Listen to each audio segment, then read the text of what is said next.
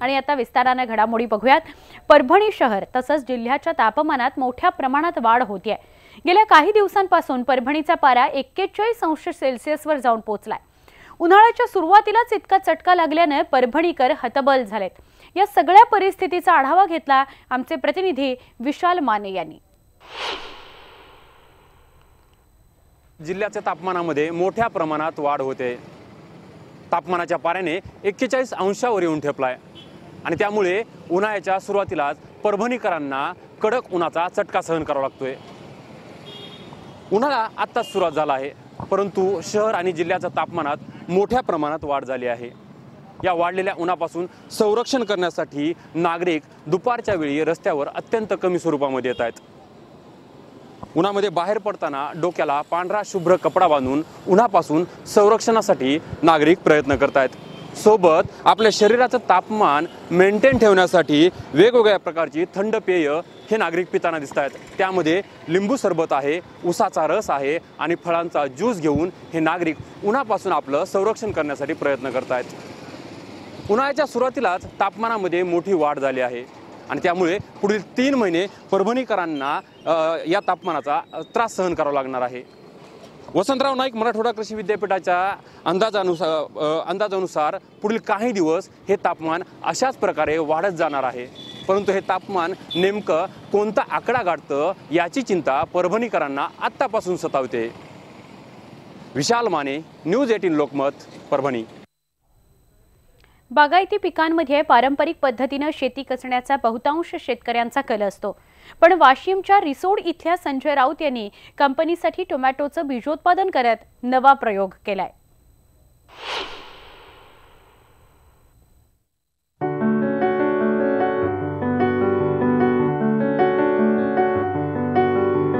रिसोडच्या संजय राऊत यांनी आधुनिक शेतीची कास धरली आहे। त्यांनी जवळपास 10 गुंठ्यात शेणनेट उभं करून त्यामध्ये टोमॅटोची शेती फुलवली।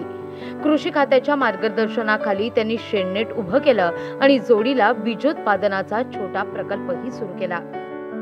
बायर कंपनीचा प्लॅन ते कसं आता हे भिजवायचं आहे, तर त्यांनी फक्त आम्हाला मल्चिंग दिली, बाकीचा खर्च आम्ही करायचा आणि बियाण्याचा 13 ते 14 हजार रुपये किलो असा भाव सांगितले त्यांनी। बरं, आता बियाण्याचा समजा 12 ते 14 किलोपर्यंत व्हायचा अंदाज आहे। राऊत यांनी बायर कंपनी सोबत बीज खरेदीचा करार केला। या कामात त्यांना कृषी तज्ञ आणि कृषी खात्यानं मदत केली। शेणनेटमध्ये टोमॅटो उत्पादनाचा दर्जा राखला जातोय, त्यामुळे टोमॅटोचं पीक अगदी जोमानं आलंय। याच्या उत्पादनासाठी रासायनिक खतांपासून आणि फवारणीच्या सगळ्या तांत्रिक आणि आधुनिक बाबींचा वापर करण्यात आलाय। खर्च यावर्षी पहिलेच वर्ष असल्यामुळे खर्च जवळपास 1,20,000 पर्यंत खर्च केला आहे। लागवड, फवारणी टोटल आलं त्याच्यात शेवटपर्यंत। शेडनेट कधी टाकलं तुम्ही? शेडनेट मागच्या वर्षी टाकले। बरं, मागच्या वर्षी कोणतं बी हे घेतलं पीक? मागच्या वर्षी काय नाही, शेडनेट तयार झालं तो मार्च एप्रिलमध्ये, तर मेथीन संभार टाकला होता, तर त्याच्यातूनच आपल्याला जवळपास पहिल्या एका क्रॉपमध्ये 25 ते 30,000 रुपये उत्पन्न भेटलं। बरं, याच्यापासून किती अपेक्षा आहे? याच्यापासून म्हणजे यावर्षी पहिलं वर्ष असल्यामुळे कमीत कमी तरी 1 लाखापर्यंत नफा मिळायलाच पाहिजे आणि मिळतो। संजय राऊत यांना पहिल्या वर्षी 4 तोड्यामधून किमान 12 किलो टोमॅटो बीज तयार करण्यात यश आलंय। याच्या विक्रीतून त्यांना 14 ते 20,000 रुपयांपर्यंतच्या बाजारभावानुसार अंदाजे 3 लाख रुपयांपर्यंत उत्पन्नाची अपेक्षा आहे, तर किमान 2 लाख रुपयांचा नफा मिळेल अशी शक्यता आहे। सध्या ते टोमॅटो पासून बिया वेगळं करण्याच्या कामात व्यस्त आहेत। तोडणी झाली, आता हे टमाटे इथून मशीनवर न्यायचे। मशीन म्हणजे ती चक्कीसारखी मशीन आहे, त्याच्यात टमाटे टाकले की त्याचं या टमाट्याचा जे रस आहे ते रस खालच्या साईडनं बाजूला निघून जातो, टक्कर टमाट्याची बाजूला होतात आणि बी आणि त्याला थोडं थोडं जे मांस असते गर हे एक साईड भरते। मग ते हे काढे पूर्ण एका 200 लिटरच्या टाकीत साठवून ठेवायचं। साठवून ठेवलं की एक रात्रभर त्याला सडू द्यायचं। दुसऱ्या दिवशी मग ते दुसऱ्या एका 200 लिटरच्या टाकीत आपल्या मोटरचा पाईप डायरेक्ट टाकून, म्हणजे 5-5 लिटर त्या मोठ्या टाकीतलं दुसऱ्या टाकीत 5-5 लिटर घ्यायचं, त्याच्यात प्रेशरनं पाणी सोडायचं। मग ते आपण अशी टाकी ढवळली की बिजवाई खाली राहते आणि त्याला जे मांस येते त्या मशीनमधून आलेलं मांस ते वर तरंगते. मग ती टाकी लावून दिली की ते त्याचं मांस निघून जाते. बी बुडात राहते. मग ते बी काढायचं, बाजावर वाळू घालायचं. वाळून त्याला 2-3 उन्हं दिली की मग कुठं दिसले राहिलेला कचरा साफ करून घेतलं की बस ओके. संजय राऊत यांनी टोमॅटो बीज तयार केल्यानं गावातल्या आणखीन शेतकऱ्यांना प्रोत्साहन मिळालंय. वाशिम जिल्ह्यात टोमॅटो बीज तयार करण्याचा हा प्रयत्न यशस्वी झाल्यानं दुष्काळी वाशिम जिल्ह्यातल्या शेतकऱ्यांना उत्पन्नाचं एक नवं साधन मिळालंय. किशोर गुमाशे, न्यूज 18 लोकमत, वाशिम. पारंपरिक शेतीतून अनेकदा तोटा होत असल्यानं शेतीला पूरक व्यवसाय करण्यावर तरुण शेतकऱ्यांचा कल आहे. अमरावती जिल्ह्यातल्या मनोज ढोरे यांनी पारंपरिक शेतीला मोती उत्पादन करणाऱ्या शिंपल्याच्या शेतीची जोड दिली.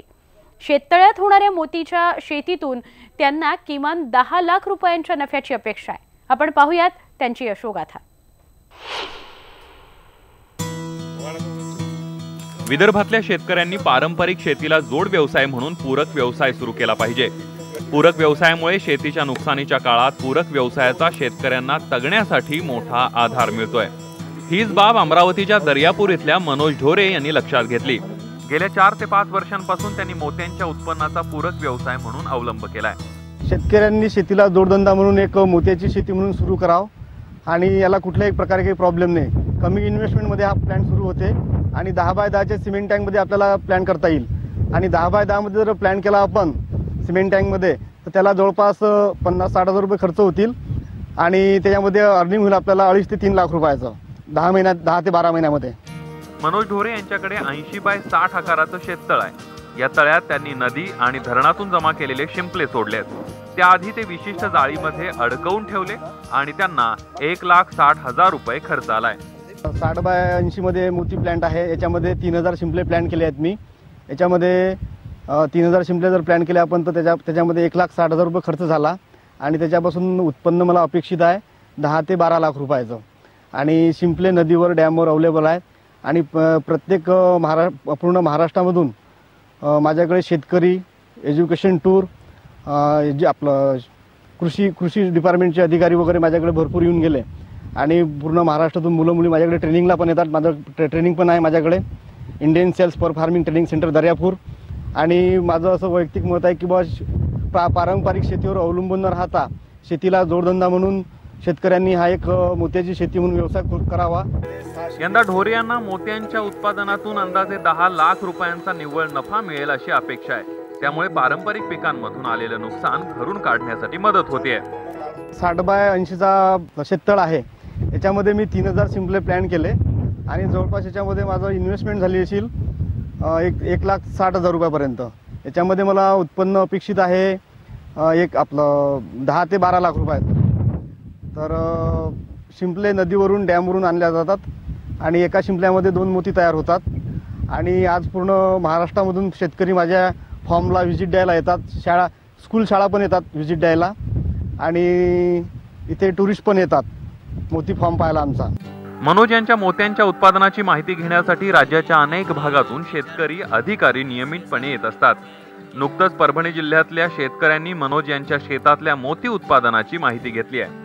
शेती हा एक असा व्यवसाय झालेला आहे या ठिकाणी की निसर्गावर अवलंबून हा व्यवसाय आणि फक्त शेती करणं हे शेतकऱ्याला आजकाल परवडणं झालेलं आहे. म्हणून शेतीला एक दुसरा जोडधंदा असावा याकरिता आम्ही बऱ्याच दिवसापासून प्रयत्न करत होतो. आणि आमच्या गावामध्ये युवा रुरल असोसिएशन नागपूर या ठिकाणची एक संस्था ज्यांनी आमचं गाव दत्तक घेतलेलं आहे आणि त्यांनी या ठिकाणी आल्यामुळे काय झालं, त्यांनी आम्हाला मोती शेतीविषयी माहिती सांगितली आणि आम्हाला तो व्यवसाय आवडला.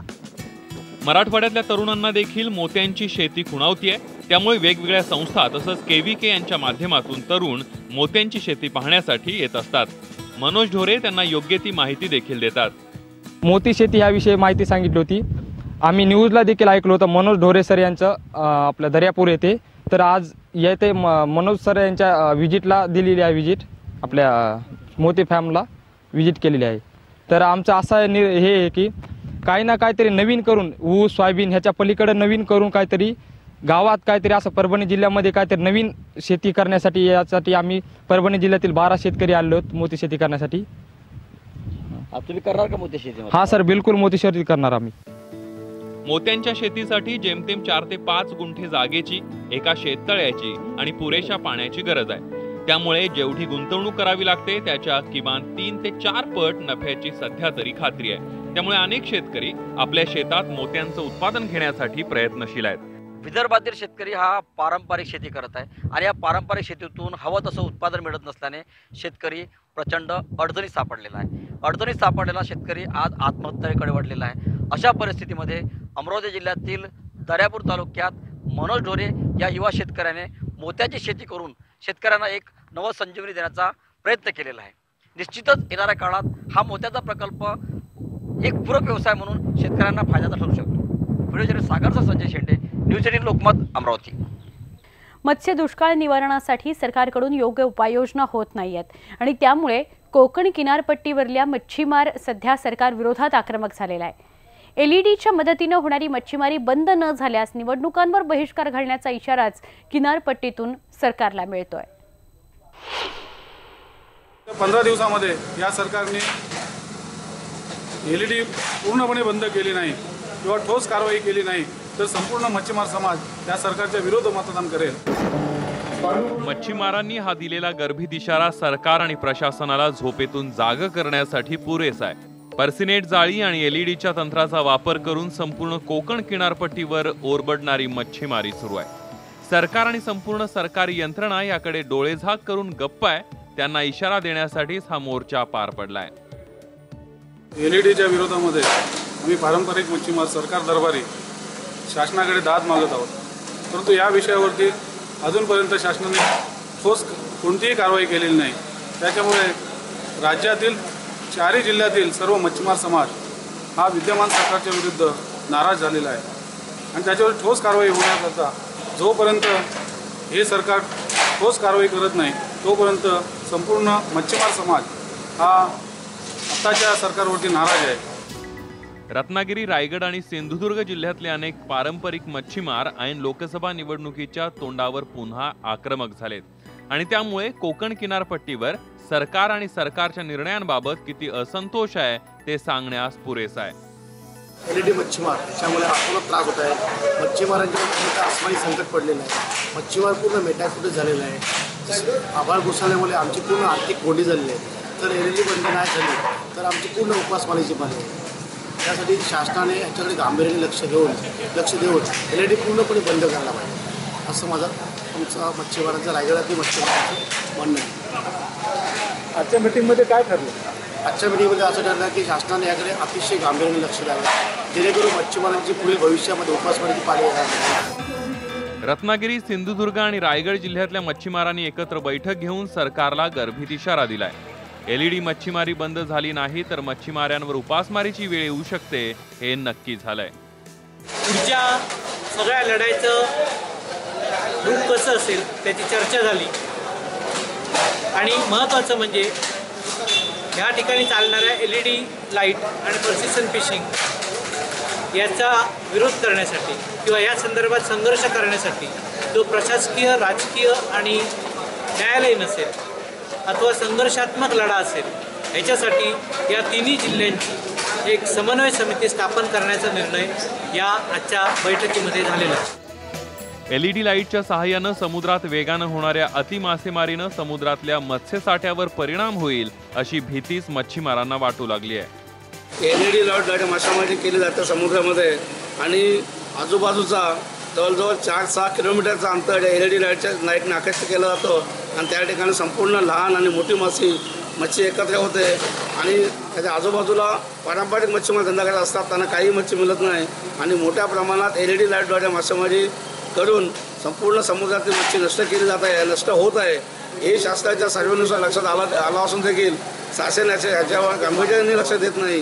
तर आम्ही आता पारंपरिक मच्छीमार संपूर्ण आमची मच्छीमारी उद्ध्वस्त झालेली आहे. त्या लाईट सोडल्यामुळे आकर्षित होतात आणि सगळ्या प्रकारचे मासे अगदी गॅस्ट्रोपोड ज्याला म्हणतात कुबे ते सुद्धा तळाचे वर येतात आणि अशा प्रकारे सगळे सजीव जे असतात समुद्रातले सगळे पर्सिनेटच्या जाळ्याच्या सहाय्याने मारले जातात, त्याच्यामुळे पर्यावरणाचा सुद्धा नाश होऊन समुद्रात मासच शिल्लक राहणार नाही. म्हणून ही LED मासेमारी ही विनाशक आहे, घातक आहे, ती संपूर्णतः बंद करावी. केंद्र शासनाचे आणि राज्य शासनाचे तसे आदेश आहेत, मात्र अंमलबजावणी कक्ष अजिबात नसल्यामुळे याच्यावर काही कारवाई होत नाही. तर आमचं असं शासनाला विनंती आहे की याच्यावर त्वरित अंमलबजावणी कक्ष स्थापन करून कारवाई करावी. सरकारी अधिकारी आणि राजकारणी यांच्या संगनमतानं LEDचा वापर करून नियमबाह्य मच्छीमारी करणाऱ्या मच्छीमारांना अभय दिलं जात आहे. हे तातडीनं थांबणं गरजेचं आहे, अन्यथा कोकण किनारपट्टीवर मत्स्य दुष्काळ आणि त्यातून गंभीर बेरोजगारीला सामोरं जावं लागेल यात शंका नाही. शिवाजी गोरे, न्यूज 18 लोकमत, दापोली. आता आपण पाहूयात मंगळवारी महाराष्ट्रातल्या काही महत्त्वाच्या बाजार समित्यांमधील महत्त्वाच्या शेतमालांचे बाजारभाव.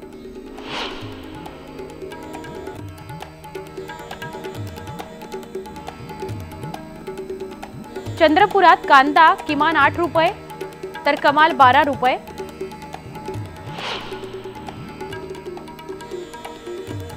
औरंगाबादमध्ये टोमॅटो किमान 10 रुपये तर कमाल 20 रुपये.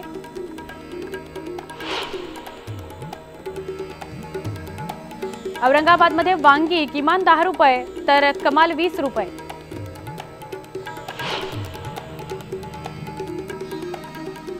हिंगोलीमध्ये हळद किमान 5,850 रुपये क्विंटल तर कमाल 6,150 रुपये क्विंटल. अमरावतीमध्ये तूर किमान 4,300 रुपये क्विंटल तर कमाल 5,100 रुपये क्विंटल.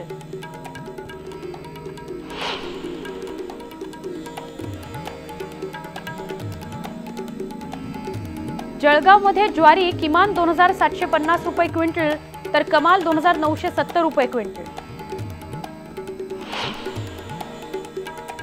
वाशिममध्ये गहू किमान 1,800 रुपये क्विंटल तर 2,151 रुपये क्विंटल कमाल. अकोल्यामध्ये सोयाबीन किमान 3,100 रुपये क्विंटल तर कमाल 3,600 रुपये. यासह अन्नदाता या विशेष कार्यक्रमामध्ये आज इथेच थांबणार आहोत. पहा फक्त न्यूज 18 लोकमत.